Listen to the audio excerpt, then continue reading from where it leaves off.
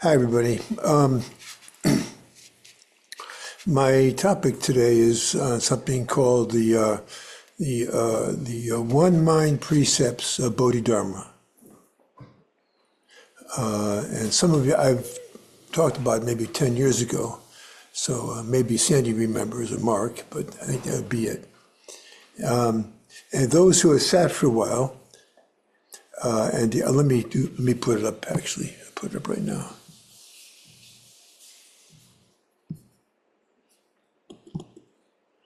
Okay, there they are.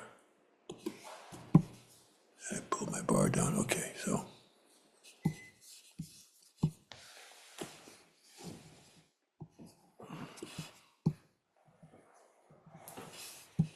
Oh, there we go. All right, there we are. Okay, so those who have sat for a while and decide to receive the Buddhist precepts, Jukai, will formally beginning to practice off of the cushion or chair. While some of these precepts resemble the Judeo-Christo-Islamic Ten Commandments, they are used differently in Zen Buddhism in that they don't tell us what we have to do, but what it would be better for us to do. Suzuki Roshi said that the precepts represent who we really are, and that not wanting to do what they recommend us to do will put us even further away from knowing our true selves. He also said that the time will come when for each of us when the precepts will no longer be of use, for we will be doing on our own what they would have us do. Another way in which the Zen precepts differ from the laws given to Moses is that the precepts are based on our original nature rather than on what a deity has handed down to us. And this is what the One Mind precepts teach us to do. Okay. The translation, which is up right there now, I can actually scroll it. No, I can't scroll it down. But anyway, this is the translation of Jakusho Kwang Roshi, who is the most senior of Suzuki Roshi's disciples, and the first Tenzo cook at Tassajara Zen Mountain Monastery. He introduces them with, and at the top of the page you can see this, in the instruction, to receive is to transmit. To transmit is to awaken, and to awaken the Buddha mind is called the true Jukai. And now I'm going to read what it says there. Continue. Each precept is a vignette of the one mind that is always with us. And of course, that one mind is our Buddha nature. These one mind precepts all have the same four-part format. I'm going to use my cursor. I've written this out, but I'm going to do it right here like this. First part is this self-nature is inconceivably wondrous, and you can see it repeats down all through all 10. And then in the everlasting Dharma is the second part. And then the Dharma is always the same, but the adjectives are different. And then not raising the third view of extinction is the third part, and is called not killing. Okay, so I'm going to repeat this again to you. But first, anyway, this self-nature is inconceivably wondrous. That, of course, again, is our Buddha nature. This self-nature is also referred to as the big self, as it is so large that it includes everything in the universe and beyond. This one mind is wondrous in being unexpected, but it is inconceivable in not being able to be discussed. Where language is relevant is only in the relative world that we live in, that I am speaking in, and that you are listening in and doing zazen in, samsara. There, in samsara, everything is always changing, so that nothing is defining itself. What things are defined by is everything else, so that nothing can be said to exist. Self-nature, however, is unchanging and impossible to define. Another word for this self that cannot be expressed with thoughts is the Absolute. Indeed, it is thoughts that keep us from knowing our self-nature. Shakyamuni therefore taught us through his Dharma, which is the second part here, using his thoughts on practice to help us with doing what would result in revealing our self-nature. After all, where can we practice except in our ordinary world? Samsara, it being the only place to live that we know of. This second section of the One Mind Precepts accordingly contains the phrase, in the Dharma.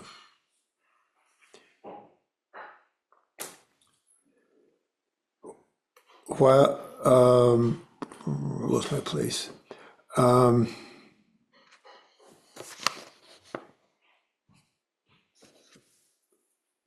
While self-nature cannot be talked about, in the the Dharma can. And each occurrence of it here is further delineated with either an adjective or an of with a noun. That's, of course, grammar from my point here. But anyway, of also makes an adjective, kind of possessive. In the first precept here, this is, which is all I'll be explaining today, this is everlasting. And then, however, going down, I'm going to go down them quickly. But anyway, to show you what they are like, this is with ungraspable. And the third is with of non-attachment. And the remaining precepts have in inexplicable Dharma, in intrinsic pure Dharma, I'm reading here now on the screen, in the faultless Dharma, in the Dharma of equality, in the genuine all-pervading Dharma, in the Dharma of no self, and in the Dharma of oneness. Each of these are all parts that we learn about in the Dharma that refer to self-nature, even though, in fact, of course, it cannot be described. But the Dharma can be. So these are the teachings, not the fact itself. Okay. The third section of the Bodhidharma's One Mind Precept starts with not, as you can see, followed by a gerund. That's a grammar word no one knows probably, but anyway, which is a verb with ing attached to it, making it into a noun. So, i.e., the verb sit becomes sitting. So all of these are ing. They're nouns that tell us about an action. Okay? And these are respectively not gaining the thought, not arousing the thought of gain, not raising the view of attachment, not expounding a word, not arousing ignorance, not talking about sins and mistakes, not talking about self and others, not clinging to a single thing, not contriving a reality of self, and not raising a distinction between Buddhas and beings. Okay? These now, for example, these phrases give what an individual precept means when taking into account the specific Dharma given in section 2 from before. For example, in this first precept, in the everlasting Dharma is followed by not raising the view of extinction. Rephrasing it, this means that it cannot be said that something can become extinct as the Dharma is unending. Likewise, in the second precept, in the ingraspable Dharma is connected to not arousing the thought of gain, because we cannot think of gaining something that cannot be gained. Also in the third, the Dharma of non-attachment goes with not raising the view of attachment, in that we won't think of getting attached to something that cannot be attached to. The final section of each precept begins with is called, followed by the precept itself, thus respectively, not killing, not stealing, not being greedy, not lying, not being intoxicated, not talking about others, faults and errors, not elevating oneself and putting others down, not being stingy, not being angry, and not slandering the three dharmas, which of course are the 10 precepts. With these four sections together, this first precept is self-nature is inconceivably wondrous. In the everlasting Dharma, not raising the thought of extinction is called not killing. Broadly paraphrasing, though indescribable, there is self-nature. And so, not killing means then one won't be able to think that one can do this, since everything will last forever. When I first heard that something cannot be killed, this is a long time ago, I found it impossible to accept. It seemed nonsensical to me. What I didn't get back then is that while killing, of course, takes place in the negative world where everything changes, relative world in which everything changes, it cannot in the absolute, where nothing changes. So from this point of view, nothing can be killed. Death is said to lose a sting in those who have experienced being a part of everything, which happens with perfect enlightenment. Once at Tassajara, Mel Weitzman said that in hitting the Mukugyo, this is written in a book and also I've used it before, but he said in hitting the Mukugyo, the wooden fish, the Mukugyo, used in Zen chanting, ba ba kanzeyan, like that, he had killed a spider and asked what he should have done. Suzuki Roshi explained that the spider couldn't be killed actually,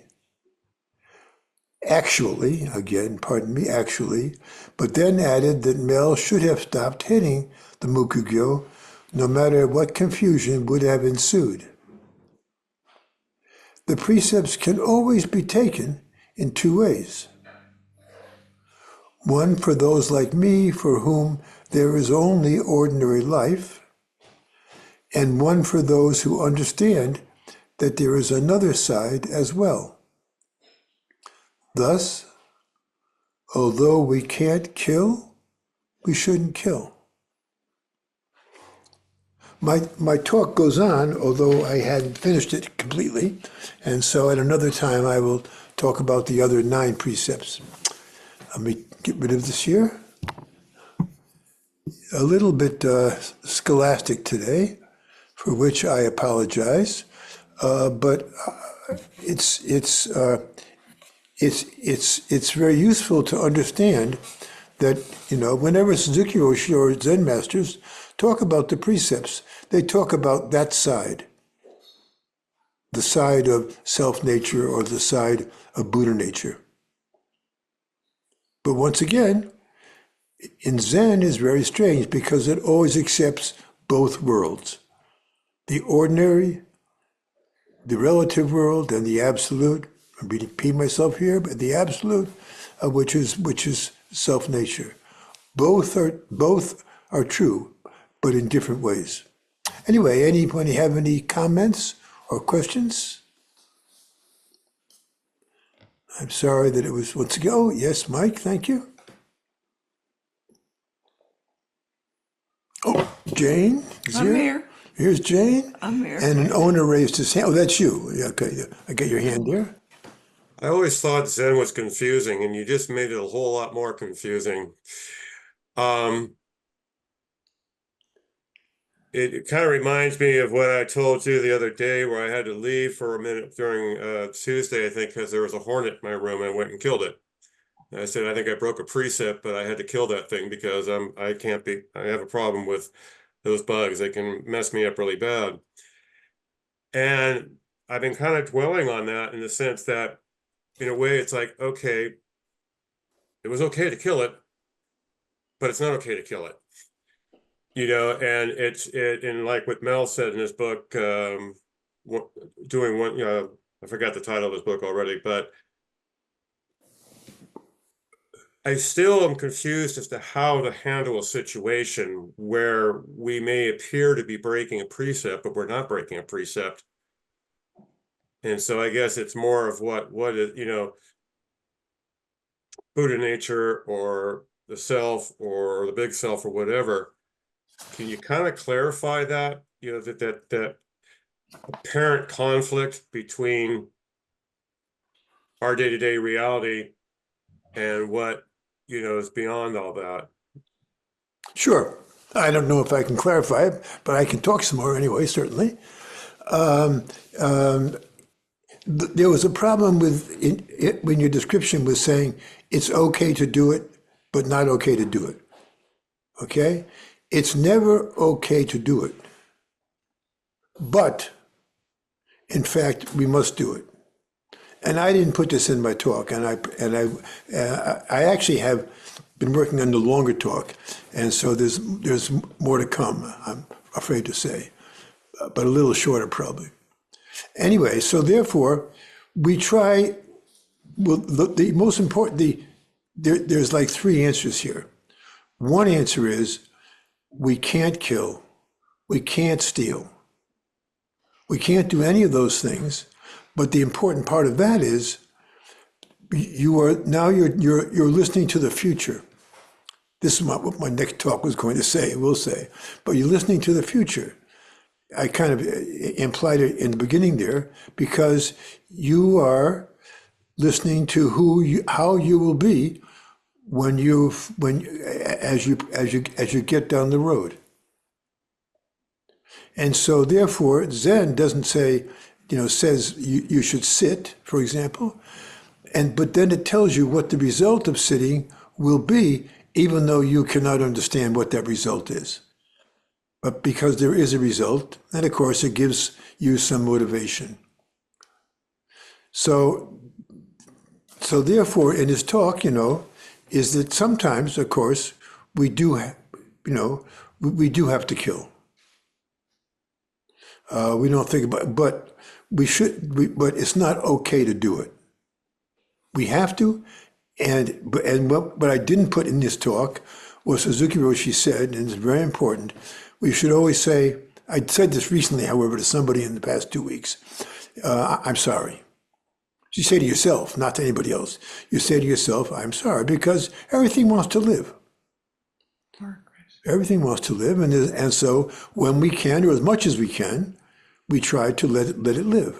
Sometimes we can't, and it can't be helped.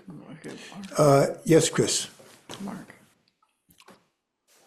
So my first summer at Tassajara, I was in my little cubby in the attic of the lower barn, and I saw a spider on the wall really close to the head of my bed.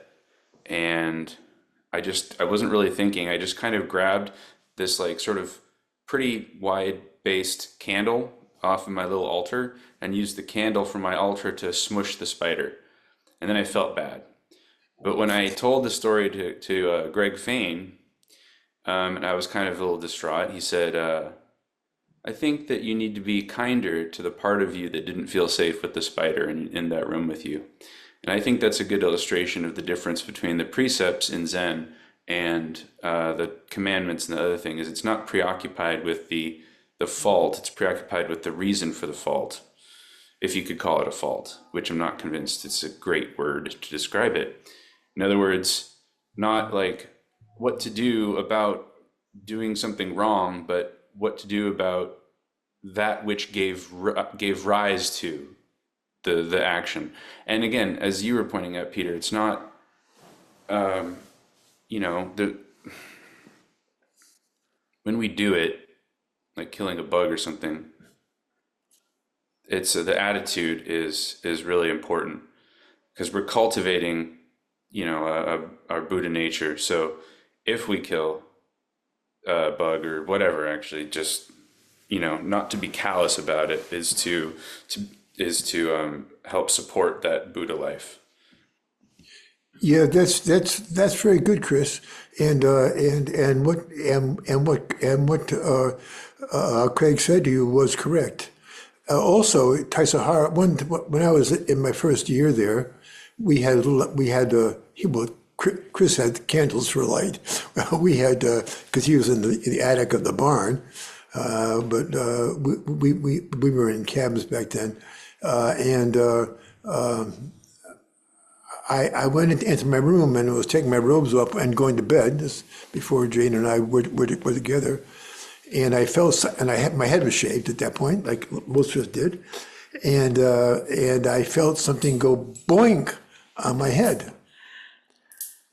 And I wondered what that, and I wondered what that is, because I was holding a lantern, and I put it up like this just to look at it, and the spider fell into the lantern. But it was a black widow, which Tassajara has. So spiders are dangerous. They can be dangerous. You don't want to, although actually we have a member who enjoyed, now California's full of black widows, I think. Anyway, they are down here. We used to have a lot in the garden, and we'd see them, and one of our members, who's not here today, but sometimes is, would take a stick and get the black widow out and carry it over to a different bush far away and let it escape, which is very nice, actually. Yes, Mark. Okay, oops, I just lost my screen. All right, let me take a stab at this. I'm gonna use a little science here. Einstein and many other scientists have postulated, and it's accepted pretty much in all physics, is that you really cannot destroy anything. Matter is energy, energy is matter, and the creature, the spider, is matter. You are matter. You will expire, but you won't die. So let's say it might be more the intent. We have laws that talk about the murderer's intent. We judge by how severe someone should be punished by the intent of their actions. So if we kill things with anger, out of greediness, out of all the different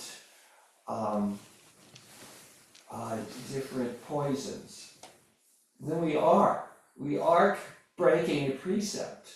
But I think this is speaking to the conception of extinction, of death. The conception of it is the sin in itself, is breaking the precept itself, because as soon as we say give an ending to something, then we deny its it's transformation into something else. And we deny it in our minds, we deny that. And that's where we create our own misconceptions. So that's, I think, what it's really talking about. It's a misconception that things end, like that there is no change beyond that change. So just like I am supposed to die at some point like that, but conceiving it of at just, let's say, an atheist form of death. We just are matter, we just die, the spark is gone, and then we become elements on one level that is totally true. But and does it end there? What if all matter is, and energy is undeniable? In other words, it does not end, it recreates and changes form, then we've missed the picture of what it is. And we dwell on endings, then we lose, because we're in a conceptual framework of the world. And with that, we block our own enlightenment and understanding, which is beyond all conscious constructions of thinking. So I experienced having a murderous rage a couple of weeks ago when the ants invaded my pantry.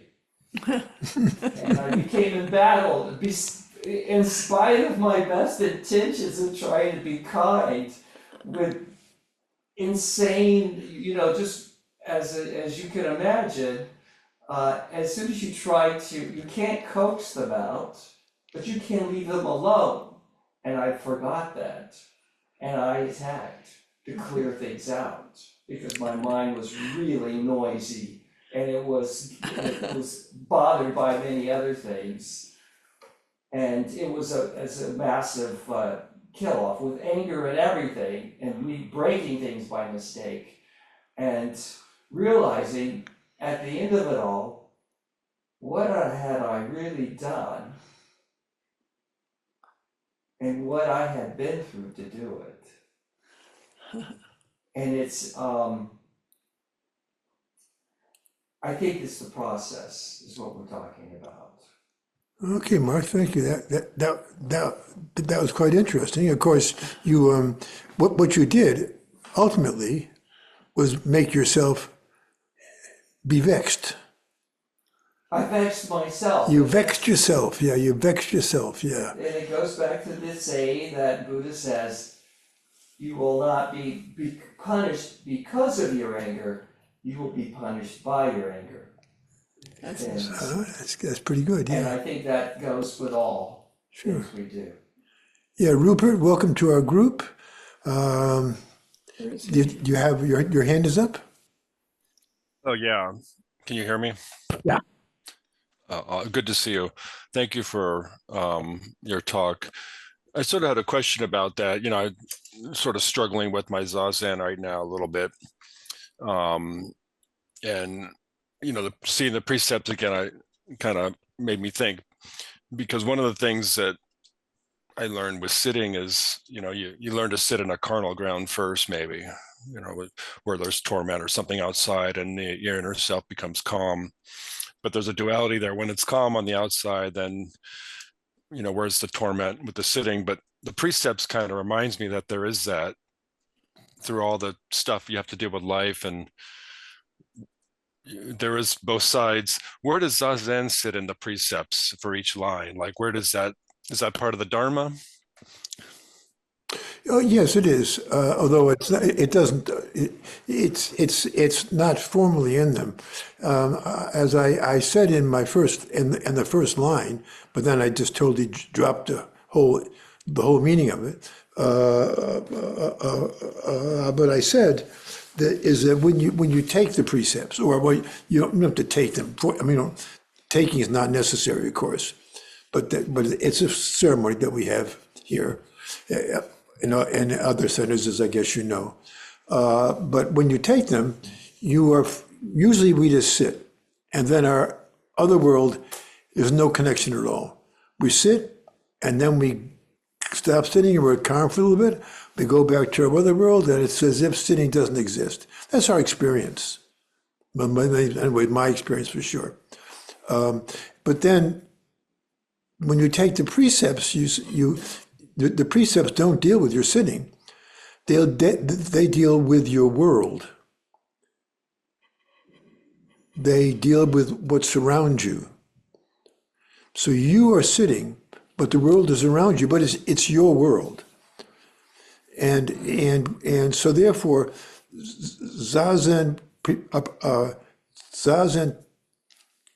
lets you start to understand that there's something beyond, or something within, or whatever metaphor you want to use, but there's something else anyway. And slowly it becomes clear to us, it takes a while, what that is. And if we don't do that, if we don't sit, it's not going to work, at least in Buddhism anyway. It's not we have faith in self nature or Buddha nature, same thing, and it gives a little prompt that if that's there, it's nice to know, but we sit mostly because something's not right in our world. And it's true for every human being, actually. Something isn't right. So one translation for that is delusion or vexation or all kind of emotions that we have, and they control us. And so when we sit, we just start to work on that, and then it kind of goes on, and you start looking at what's around you and what you do in the rest of your life. Because ultimately, it's the rest of your life you'll be dealing with, not Zazen. Zazen's the spark. It's almost like you're a spark that you're lighting forever with the spark to try to get it, but it's not a very good metaphor. But anyway, I don't know if that's helpful or not, but. Yeah, I mean, it's very helpful. Thank you. It's sort of Zazen is sort of bittersweet for me because it's definitely a savior during hard times. So that's sometimes when I sit, maybe I feel that karma a little bit. And you know what I mean? So, and that's intense sometimes. Like, I didn't want to deal with that, but it's still there and I'm sitting. And so it's, like I said, it's bittersweet because I know I just need to cut through it. And that's maybe the challenge of it all, but I appreciate your insight. Yeah, all you have to do is, it's kind of silly to say, but anyway, you don't even have to cut. I mean, you will be cutting through it, but you won't go through it unless Zazen is leading you. So that's why it's, you're right though. I mean, Zazen does help us when we're in those times when we have trouble of some type. And so disquieting ourselves is very, very helpful because the quiet us is the real us. And when we do that, even though we come out of it, we lose that. But that shows you the real center of ourselves, which is even deeper than that. But it's that quietness is so very, very important. So if you can, or if you don't, please start sitting every day a little bit. Please sit. I mean, for your own sake, obviously. Please sit during the good times too. Absolutely. Thank you. Okay. Trying to back out. All right, I'll back out then. I wanted to say what my experience with ants was, because I've had them come through my bathrooms, in my kitchens, and even in my studio. And I feel like at first, like you, I wanted to just find a way to get rid of them, like sprinkle pepper or something, to make them turn around and go back. But then I thought, well, they're just out there living. So I sort of ignored them. And they kept walking and walking, and finally they just, little by little, diminished and left. And I felt like maybe I had talked to them somehow and explained they can go anywhere they want, just not in the studio. Yeah, Jane had a studio when we first moved to LA, and we lived in West LA for a couple of years, and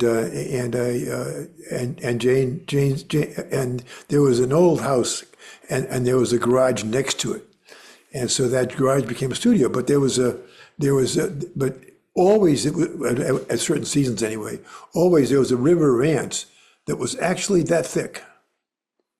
And it went right through the whole studio and took the same path every time, and they never went off the path. It was crazy. Yeah, and I was always afraid I was going to step on them. Yeah, that could happen.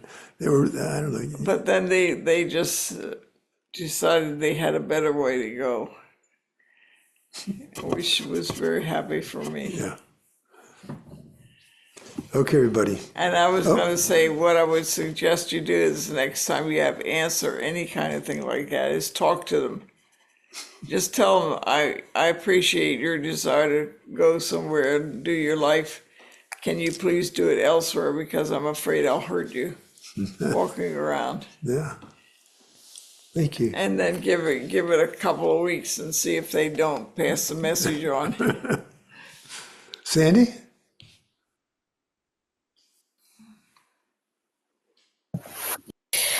I wanted to talk about my experience with bugs too. I first started, I've probably been at the Zendo a little over 10 years. I've lost track of the time, exactly how long it was. And I've always been just deathly afraid of bugs. And I have a allergy to bees. So far, so good. I've left most of them alone. I look at them and say they're just going about their daily business, and I don't have to squash them. They're outdoors near my door, but let them live their life. Well, slowly over the years, I had originally been a bug killer, and so slowly over the years, having come to the Zendo, I would look at that when we set, if I'd had a run in with something. And I realized that I wasn't looking at the bug or whatever lizard as another being that, being that had some consciousness. And I realized that I always felt bad and guilty anytime I ever killed anything. But I realized that I shouldn't have to feel like that. And the solution would be not to kill bugs. So this summer, for some reason, we've had a tremendous amount of bees. And since I'm allergic to them, in the past, I've always killed them. But recently, they've been landing in the squirrel's water bowl that I keep outside. So when I go out in the morning, I guess they're attracted to the water, wanting to drink. And there's lots of peanut shells on my step where I keep the water. And I would use a peanut shell to lift them out and put them on one of the pavers or the bricks. And the next day they'd be gone, or sometime during that day they would dry off enough and they would just fly away. And I was going through stuff, I'm cleaning things out, and I found a what do you call it, a bug zapper. It's something you hit with the plastic thing on the end with a stick. And I was going to throw it out. I thought, I don't need this. I'm not killing any bugs. But then I thought, oh, this would be good because it's small and it's flat. I can scoop under the water and lift up the bee. And so I put it outside with my net that I used to clean the water, and found that works really well. And I realized that now that I'm doing this with the perception that, they are another being, another life form, I don't feel that fear around them like I did before. And I feel a sense of contentment when I'm able to save them.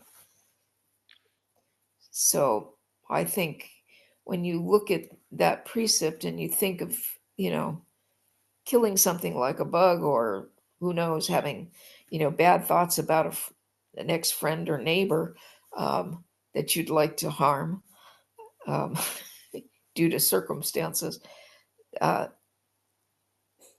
doing something the opposite of those feelings, thinking well of what's happening and actually going out of your way to save a life rather than to kill one, takes away all that angst, about doing it. And so it's a better way to live. And I think that goes with a lot of the precepts. Oh, thank you, Sandy. That was a very nice story and very useful. Yes, Mike. Real quick story. After hearing what Sandy talked about and other people, I remember one time sitting at a bus stop and there was a moth caught in the water in the gutter. So I spent 10 minutes with a stick trying to get this moth out of the water, and I finally got out of the water, and then a bus drove over it. It's like, okay, what was that all about? But I had good intent. I saw on a video on YouTube, a man trying to get a really big spider on a paper or something so he could put it outside, and he finally got it, put it outside, and as soon as it went outside, a big lizard caught it, ran off with it. And the guy said, "Okay, now I see why he was hiding in the house." And I thought, that's really awful. The word good intentions gone bad, Jay. It's really quite ironic, and it shows the fallacy of all the things we think are good that we do for things That's true. aren't always that great. That's true. Okay, buddy, thank you. Gotta go later. Oh, okay, yeah. But we're going to do our We're going to do our service, yeah. Service time.